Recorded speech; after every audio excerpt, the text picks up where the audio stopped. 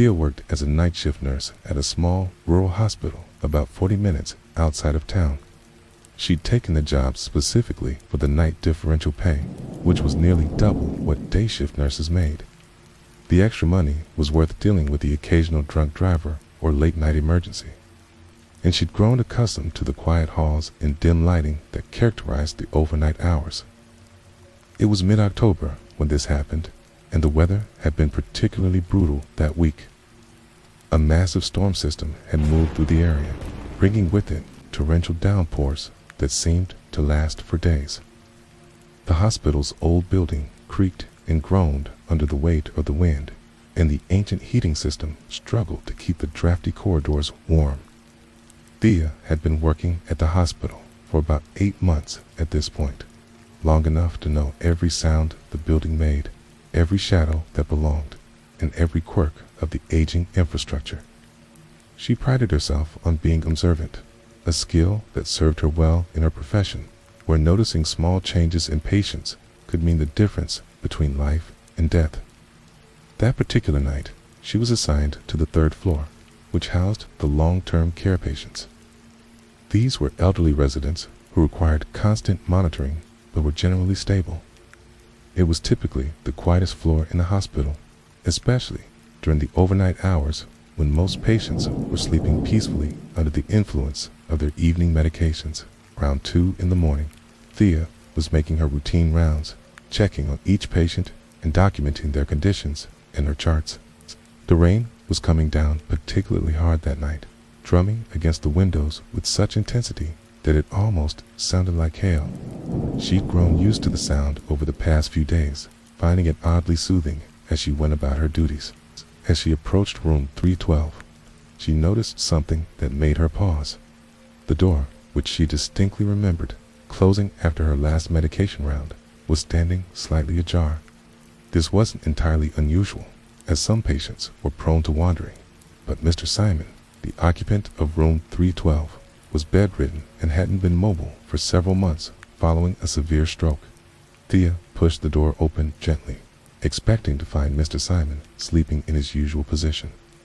Instead, she found his bed empty, the sheets pulled back as if he'd simply gotten up and walked away. Her heart rate quickened immediately. Mr. Simon was physically incapable of leaving his bed unassisted, and there was no family member or aide scheduled to be with him that night. She quickly checked the bathroom attached to his room, though she knew it was impossible for him to have made it there on his own. She looked under the bed, behind the curtains, anywhere a confused elderly man might try to hide. Nothing. Thea immediately called for security and began searching the other rooms on the floor, thinking perhaps he'd somehow been moved or had wandered into another patient's room. But every room she checked yielded the same result. Mr. Simon was nowhere to be found. A security guard, a middle-aged man named Tom, who'd worked at the hospital for over a decade, arrived within minutes. He was just as baffled as Thea. Together, they expanded their search to the entire floor, then to the stairwells, then to the other floors of the building. They checked every closet, every bathroom, every possible hiding spot they could think of. As they searched, Thea noticed something else that troubled her. Security cameras on the 3rd floor, which were positioned to monitor the hallways and nurses' station, showed no sign of Mr. Simon leaving his room. If they showed no movement at all after Thea's previous rounds at midnight, it was as if he had simply vanished into thin air. After an hour of searching with no results, Tom suggested they reviewed the security footage more carefully. They went to the security office in the basement, where Tom pulled up the cameras from the 3rd floor. Thea watched nervously as he fast-forwarded through the footage from the past several hours. At 11:45 p.m., the cameras showed Thea entering Mr. Simon's room for a medication round. She could see herself on the grainy footage, moving efficiently through her routine. At 11:52 p.m., she exited the room, carefully closing the door behind her. The time stump showed this clearly. But then, something strange happened. At exactly 1:17 a.m., the camera feed went completely black for approximately 3 minutes.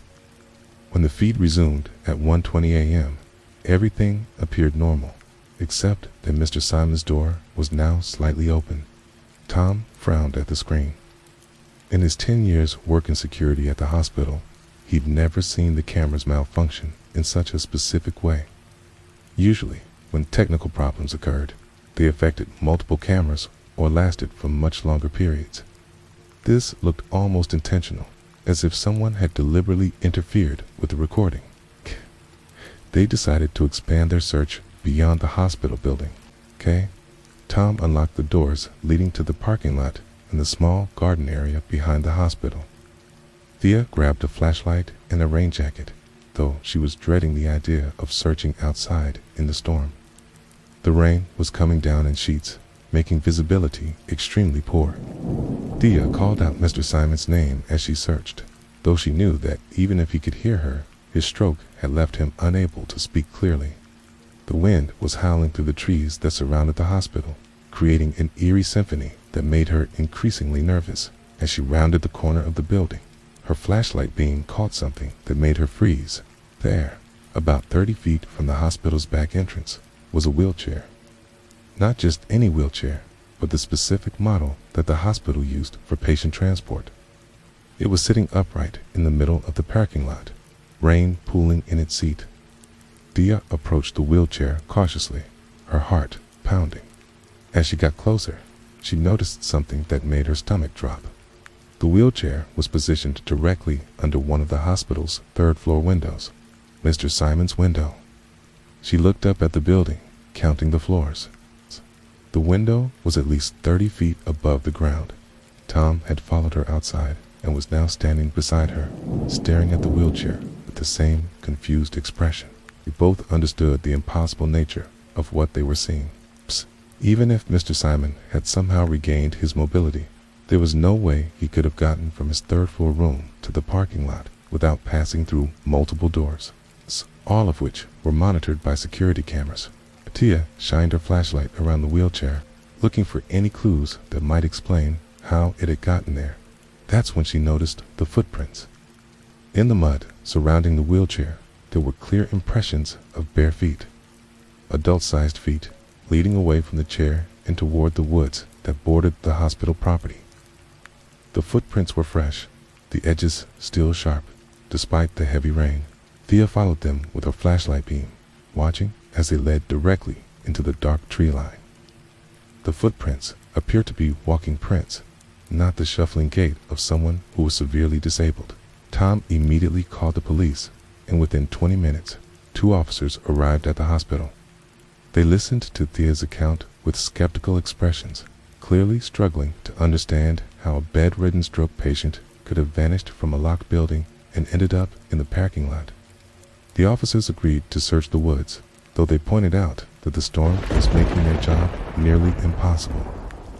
They spent over an hour combing through the trees with high-powered flashlights, calling out for Mr. Simon and following the muddy footprints as far as they could. The footprints led deep into the woods, following no clear path. They seemed to weave between trees randomly, sometimes doubling back on themselves, sometimes leading to dead ends where they simply stopped. After about half a mile, the prints became too faint to follow, washed away by the continuous rainfall.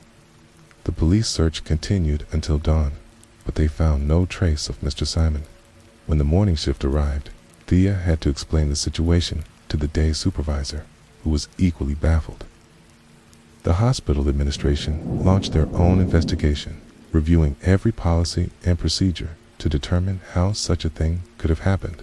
But Mr. Simon was never found. The police investigation continued for several weeks, but without any solid leads or evidence of foul play. The case eventually went cold. The hospital implemented additional security measures, including more frequent patient checks and upgraded camera systems. But the mystery of Mr. Simon's disappearance remained unsolved. Thea continued working at the hospital, but she never quite felt the same sense of security during her overnight shifts. She found herself checking and double-checking door locks, and she never walked past room 312 without feeling a chill run down her spine. The room was eventually assigned to a new patient, but Thea always felt like something was watching her whenever she entered it. Months later, Thea learned something that made her question everything she thought she knew about that night. While reviewing old employee records for an unrelated matter, she discovered that a patient named Harold Simon had died in room 312 exactly 10 years before her experience. Harold Simon had been a stroke patient, bedridden and unable to speak, just like the Mr. Simon she'd been caring for. But according to the records, the Mr. Simon who disappeared that rainy night had never existed at all. Paxton had been driving for a rideshare company for about 2 years, primarily working weekend nights when the demand was highest and the pay rates surged. He'd started the job to supplement his income from his day job at a warehouse, but he'd quickly discovered that Friday and Saturday nights could be surprisingly lucrative. Drunk passengers were often generous with tips, and the late-night airport runs paid well enough to make the lost sleep worthwhile. He developed a system over the months, learning which neighborhoods generated the most rides, which bars and clubs had the most reliable pickup traffic, and which areas to avoid due to safety concerns. Paxton took pride in maintaining a high rating on the app, always keeping his car clean, offering phone chargers and water bottles to passengers, and engaging in friendly conversation when riders seemed interested in talking.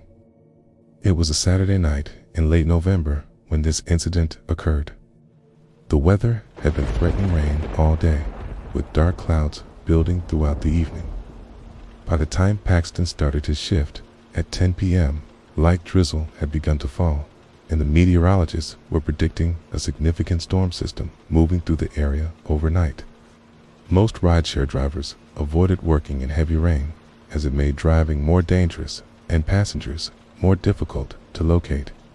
But Paxton had learned that these were often the most profitable nights. People who might normally walk or take public transportation would pay premium rates for rides when the weather was bad, and surge pricing could sometimes triple his normal earnings. Around 1:30 a.m., Paxton received a ride request from an area he wasn't familiar with. A pickup location was in a residential neighborhood about 15 minutes outside the city center, in a part of town that seemed to consist mainly of older, single-family homes. The destination was listed as an address across town, a trip that would normally take about 25 minutes, but could take longer in the worsening weather conditions. A passenger's name was listed as Jennifer, and she had a 5-star rating with over 200 rides completed. Paxton generally felt more comfortable picking up passengers with established ratings, as it indicated they were experienced users of the service and less likely to cause problems. As he drove toward the pickup location, the rain began to intensify significantly. What had started as a light drizzle was now a steady downpour. His windshield wipers were struggling to keep up with the volume of water hitting his windshield. Streets were becoming increasingly flooded, with water pooling in low-lying areas and making some intersections difficult to navigate. The pickup address led him to a quiet residential street lined with modest homes from what appeared to be the 1950s or 1960s. Most of the houses were dark, with only occasional porch lights or the blue glow of television screens visible through windows. The street had very little lighting, and the rain was making it difficult for Paxton to read house numbers clearly. He pulled up to what he believed was the correct address and sent the standard message through the app, letting the passenger know he had arrived. The house appeared to be dark, with no lights visible in any of the windows. Paxton waited for several minutes, expecting to see someone emerge from the front door, or at least see lights turn on inside the house. After about 5 minutes, with no response, Paxton tried calling the passenger's number through the app. The call went directly to voicemail without ringing. This wasn't entirely unusual, as some passengers kept their phones on silent or had poor reception, but it was mildly frustrating given the weather conditions. Paxton decided to wait a bit longer, as he understood that passengers sometimes needed extra time to gather their belongings or finish getting ready. He sent another message through the app, this time including his exact location and a description of his vehicle.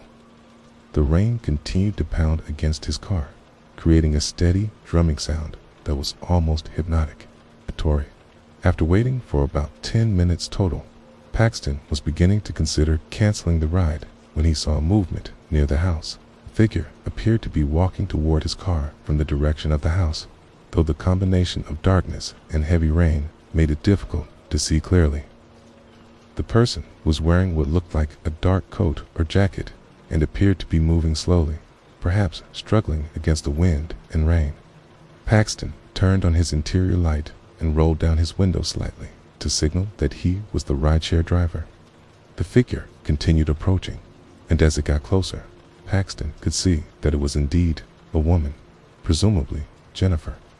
She was wearing a dark, hooded jacket that obscured her face, and she seemed to be having difficulty walking in the storm. When she reached the car, Paxton unlocked the doors and called out a greeting. The woman opened the rear passenger door and slid into the seat behind him without saying anything. Paxton glanced in his rearview mirror and could see that she was still wearing her hood, which completely shadowed her face. "Jennifer?" Paxton asked, wanting to confirm that he had the right passenger before starting the trip. The woman nodded, but didn't speak. Paxton found this slightly odd, as most passengers at least acknowledged his greeting, but he figured she might be tired or simply not in a talkative mood. He started the trip in the app and began driving toward the destination address, K. As they drove through the storm, Paxton attempted to make casual conversation, asking about the weather and whether the passenger had been waiting long. Quote, Jennifer remained completely silent, not responding to any of his questions or comments. Costin could see her in his rearview mirror, sitting very still with her hood still up, staring straight ahead. The lack of conversation wasn't necessarily concerning, as Paxton had driven many passengers who preferred silence during their rides. Some people used rideshare trips as an opportunity to decompress after a long night, make phone calls, or simply rest, but something about this particular passenger felt different in a way that Paxton couldn't quite articulate. About 10 minutes into the drive, Paxton noticed something that made him uncomfortable. When he glanced in his rearview mirror, he couldn't see Jennifer's reflection clearly. The angle and lighting should have allowed him to see at least part of her face or body, but the back seat appeared almost empty. He adjusted his mirror slightly, thinking it might be positioned incorrectly. When he looked again, Jennifer was still there, but her presence seemed somehow diminished. It was as if she was sitting farther back in the seat than should have been physically possible, or as if she was somehow less solid than she should be. Paxton tried to dismiss this as a trick of the lighting combined with the dark clothing she was wearing. As they continued driving, Paxton became increasingly aware of the temperature in the car. Despite having the heater running, the interior seemed to be getting progressively colder. He turned up the heat and adjusted the vents, but the chill seemed to be coming from the backseat area specifically. He could actually see his breath starting to fog slightly, which was unusual given that the outside temperature was relatively mild for November. The destination address was in a part of town that Paxton knew well, a mixed-use area with apartments, restaurants, and small businesses. As they got closer, he began to feel more relaxed, looking forward to completing the trip and picking up another fare. The sooner he could get back to familiar territory and normal passengers, the better. But when Paxton turned onto the street where the destination was supposed to be located, he encountered a problem. The address Jennifer had entered in the app didn't seem to exist. He drove slowly down the street, checking house numbers carefully, but the building numbers jumped from 412 to 418, skipping 415 entirely. He drove to the end of the block and back, double-checking his navigation, but there was definitely number 415 on that street. Paxton pulled over and turned to address his passenger. "Sorry, but I'm having trouble finding the exact address. Could you help me figure out where exactly you need to be dropped off?" For the first time during the trip, Jennifer spoke. Her voice was barely above a whisper, and it had an odd quality that Paxton couldn't quite identify. It sounded hollow, as if it was coming from much farther away than the back seat of his car. "Just let me out here," she said. Paxton looked around at their surroundings. They were parked in front of what appeared to be a vacant lot, overgrown with weeds and littered with debris. There were no buildings nearby, no lights, and certainly nowhere that someone would reasonably want to be dropped off at nearly 2:30 in the morning during a rainstorm. "Are you sure?" Paxton asked. "This doesn't look like a residential area. I could try to find the right address, or maybe you could call someone to confirm the location." "Here's fine," Jennifer repeated in the same whisper, quiet voice. Paxton was hesitant to leave a passenger in such a desolate location, especially a woman traveling alone in the middle of the night. But Jennifer had already opened the car door and was stepping out into the rain. Paxton watched in his mirrors as she walked away from the car, heading toward the vacant lot. "Wait," Paxton called after her, rolling down his window. "Are you sure you'll be okay here?" But when he looked toward where Jennifer had been walking, she was gone. Paxton got out of his car, despite the heavy rain, and looked around the area. The vacant lot was completely empty, and there was nowhere she could have gone so quickly. The nearest building was at least a block away, and he would have seen her walking toward it. As Paxton stood in the rain for several minutes, calling out Jennifer's name and searching the area with his phone's flashlight, but there was no sign of her anywhere. It was as if she had simply vanished into the storm. Confused and more than a little unsettled, Paxton got back in his car and checked the rideshare app. The trip showed as completed, and Jennifer had already left a 5-star rating along with a comment that simply said, "Thank you." To notice that the pickup and drop-off locations were now showing as the same address, the vacant lot where he'd left her. But Paxton clearly remembered picking Jennifer up from a residential street across town. He checked his GPS history, but it showed that he had never been to that neighborhood at all that night.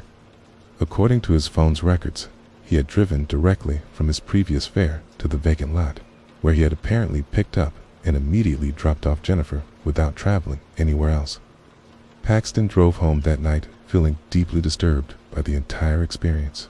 He couldn't reconcile what he remembered happening with what the digital records showed. Over the following days, he found himself questioning his own memory of the events, wondering if he had somehow imagined or misremembered parts of the experience. But he couldn't shake the memory of Jennifer's whispered voice or the way she had seemed to disappear into the rain. And he never forgot the bone-deep cold that had filled his car during that drive, a chill that had nothing to do with the November weather and everything to do with the passenger he was certain he had picked up, but who may never have existed at all. Detective Ray Hutchinson had been working the night shift for the past 6 months, assignment he'd specifically requested after his divorce was finalized. The overnight hours suited his new lifestyle perfectly. Fewer people around, less bureaucratic nonsense from department administrators, and significantly higher pay due to the shift differential that helped him cover alimony payments in his new apartment rent. Ray had been with the police department for nearly 15 years, working his way up from patrol officer to detective through a combination of solid investigative work and an ability to handle the cases that other detectives found too time-consuming or complicated. He specialized in missing persons cases and had developed a reputation for being thorough and persistent, qualities that served him well when dealing with the complex family dynamics and dead-end leads that characterized most disappearance investigations. The night shift typically involved responding to domestic disturbances, conducting follow-up investigations on cases that couldn't wait until morning, and handling the occasional emergency that required detective-level attention. It was generally quieter than day shift work, which gave Ray time to focus on case files and paperwork without the constant interruptions that plagued the daytime hours. It was early December when Ray received a call that would stay with him for the rest of his career. He'd been at his desk reviewing witness statements from an armed robbery case when the dispatch came through around 2:45 a.m.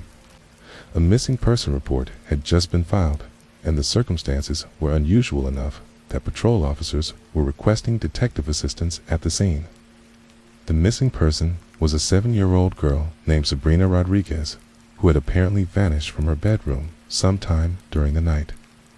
What made the case particularly concerning was that Sabrina's bedroom was on the second floor of her family's home, and there were no signs of forced entry anywhere in the house. The parents had discovered her missing when they heard strange noises coming from her room around 2:30 a.m. Ray drove through the heavy rain toward the Rodriguez family's neighborhood, a middle-class suburban area known for its good schools and low crime rates. These weren't the types of neighborhoods where children typically disappeared, especially not from inside their own homes. As he navigated the flooded streets, Ray was already mentally preparing himself for what would likely be a long and difficult investigation. The Rodriguez home was a modest two-story colonial with a small front yard and attached garage. Several patrol cars were already parked outside, their red and blue lights reflecting off the wet pavement and creating an eerie atmosphere in the storm. Ray could see uniformed officers talking to a man and woman on the front porch, presumably Sabrina's parents. As Ray approached the house, Officer Martinez, one of the patrol officers he'd worked with before, came over to brief him on the situation. The initial report was even more puzzling than the dispatch had indicated. According to the parents, Sabrina had been in her room at 10 p.m. when they checked on her before going to bed themselves. They had locked all the doors and windows before retiring, as was their nightly routine. At approximately 2:30 a.m., both parents had been awakened by what they described as scratching sounds coming from Sabrina's room. When they went to investigate, they found her bedroom window open and Sabrina nowhere to be found. The strange part was that Sabrina's room was approximately 15 feet off the ground, with no easy way to access it from outside. There was no ladder, no tree branches close enough to climb, and no exterior structures that would allow someone to reach the window. Ray interviewed the parents, Miguel and Carmen Rodriguez, who were understandably distraught but cooperative. They insisted that Sabrina was not the type of child to run away or leave the house on her own, especially in the middle of the night during a storm. She was a quiet, well-behaved 7-year-old who was slightly afraid of the dark and never ventured outside alone, even during daylight hours. The parents had last seen Sabrina at bedtime when Carmen had tucked her in and read her a story. Sabrina had seemed normal, perhaps a little tired from playing outside earlier in the day, but otherwise her usual self. There had been no arguments, no unusual behavior, and no indication that anything was wrong. Ray conducted a thorough examination of Sabrina's bedroom with the crime scene technicians. The room showed no signs of a struggle. Toys were neatly arranged. The bed was only slightly mussed, as if Sabrina had gotten up normally, and there were no overturned furniture or other indicators of violence. The window was indeed open, with the screen removed and placed carefully on the floor inside the room. What troubled Ray most was the lack of any physical evidence that someone had entered or exited through the window. The windowsill showed no scuff marks, fingerprints, or other signs that someone had climbed through it. The carpeting below the window was completely undisturbed, with no footprints or compressed areas that would indicate someone had landed there after climbing in from outside. Outside, Ray examined the area below Sabrina's window with high-powered flashlights. The ground was soft from the continuous rain, and any footprints or ladder marks should have been clearly visible. But the flower bed beneath the window showed no signs of disturbance.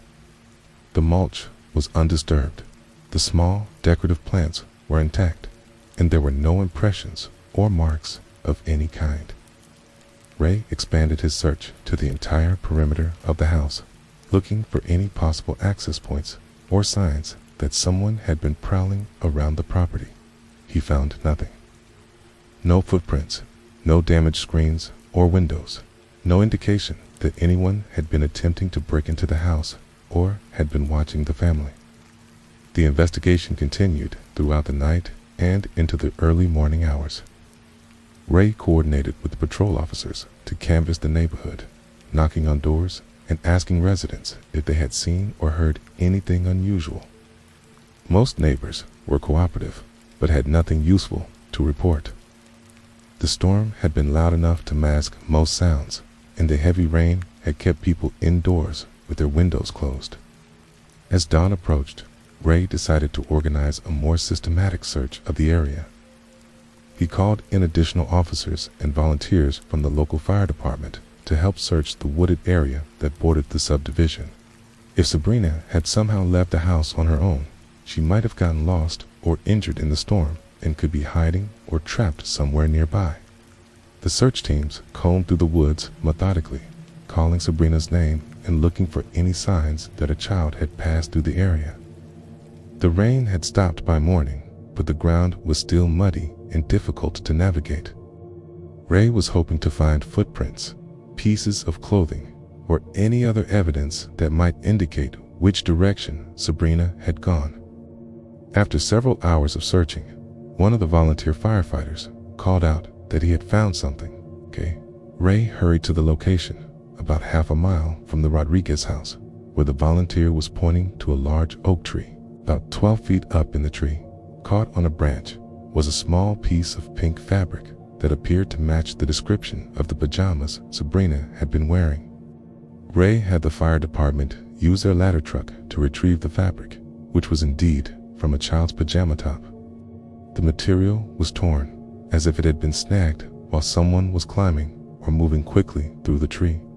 But what puzzled Ray was the height at which the fabric was found.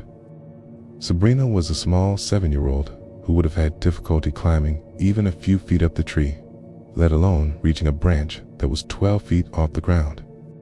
The search teams expanded their efforts, focusing on the area around the oak tree. If Sabrina had somehow climbed that high, she might have fallen and could be injured somewhere nearby. But despite hours of systematic searching, no other evidence was found. No footprints leading to or from the tree, no other pieces of clothing, and no sign of Sabrina herself. As the search continued into the afternoon, Ray became increasingly convinced that they were dealing with something more complex than a simple case of a lost child. The physical evidence didn't support any logical explanation for how Sabrina had left her house or ended up in the woods. Every scenario Ray considered had significant problems that couldn't be explained by conventional means. Late in the afternoon, Ray received a call that changed everything. A resident from a neighborhood approximately 5 miles away had contacted the police to report that a young girl matching Sabrina's description had been found sleeping in their backyard shed. The girl appeared to be unharmed but was confused and couldn't explain how she had gotten there. Ray drove immediately to the location, his mind racing with questions about how Sabrina could have traveled 5 miles through a storm without anyone seeing her. When he arrived, he found Sabrina sitting in the back of an ambulance, wrapped in blankets and drinking hot chocolate.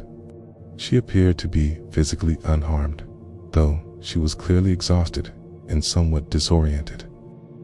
When Ray tried to interview Sabrina about what had happened, her answers were confusing and inconsistent. She claimed that she had been sleeping in her room when she heard someone calling her name from outside her window.